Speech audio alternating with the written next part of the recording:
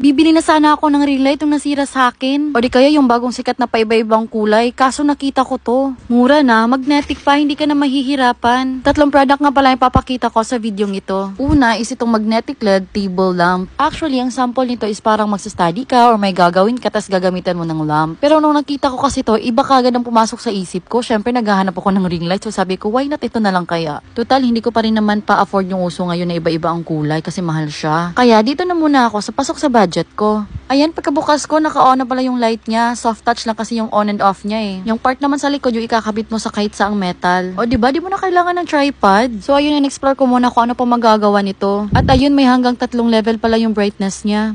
Same button pa rin doon sa sinasabi kong soft touch kanina, o diba? Tapos yung pang-apat, pang turn off na siya. Cutie nga lang pala yung size niya, tapos lightweight pa, tapos may kasama pa siyang charger. USB type siya, so no worries kasi accessible siya sa lahat, maghahanap ka lang ng ulo nito. O adapter, ulo kasi tawag niya sa amin eh. Ngayon, trinay ko naman sa ref, o diba?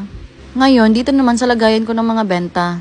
Sample lang yan ha, pero mas maganda kung sa desk yan kasi dyan kasi sulat para mas makikita mo yung ginagawa mo. Super handy kasi yan, kaya hanap ka lang ng pwesto kung saan ka comfortable.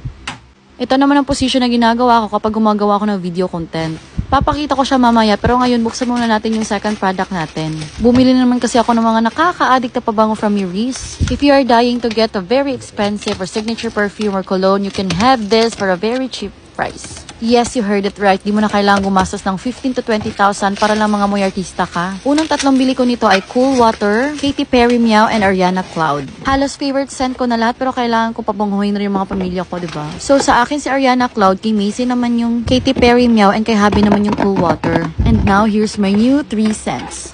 First is Happy Heart. Of course, happy ang heart. Next is Gucci Rush. Diyos ko, sobrang bango nito, guys. Third is Tommy Girl. Ayan yung 3. Mostly clear liquid sila. Si Gucci Rush lang yung medyo kulay dilaw. Ayan. So, dito ko sila nalalagay. Meron kasi ako nabiling storage cart na for bathroom pero hindi ko ginamit sa bathroom. Ayan. Nilagay ko yung mga pabango ko dyan para mas kita silang lahat. Ngayon, ito naman ang effect ng LED sa video.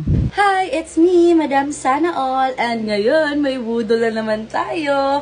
Pinadalhan ako ng Miris ng 3 pabango. Oh my God. Super duper ang bango. Remember last time, di ba? I have Cool Water, I have Katy Perry Meow, and Ariana Cloud. Oh my God, na-appreciate ko talaga yung 3 kasi isa sila sa mga signature na pabango na kilala dito sa buong mundo. Buong mundo. Tapos, meron akong bago and I have Happy Heart. Kahit sa labas pa lang guys, Diyos ko naaamoy yun. Hindi nyo kailangan i-open or i-test dito sa skin nyo. But of course, kailangan iba na i-test sa skin, diba? Mayroon kasi siyang ibang scent right after na mag-spray. Oh my God, bagong crush ko. Gucci Rush. Oh my God. Is mga ngamoy mayaman na tayo guys. And I have the last one, Tommy Girl. Tommy Girl siya. Pero pang naamoy ko yung scent niya pang lalaki. Tapos ito namang Gucci Rush, para siyang may pagka-powder. Yun yung amoy mo. And then, yung Happy Heart, yung chill lang, ganun. Yung pang classic-classic na lakal, ganun. Oh my God, can't wait to use this. Meron pa akong 3 na ginagamit like everyday. Oh my God, kahit sa school lang yung Macy na nalalakad ko. Here from bahay, ginagamitan ko ng Miris na pabango, guys. Because I super duper like it. And this is my favorite now.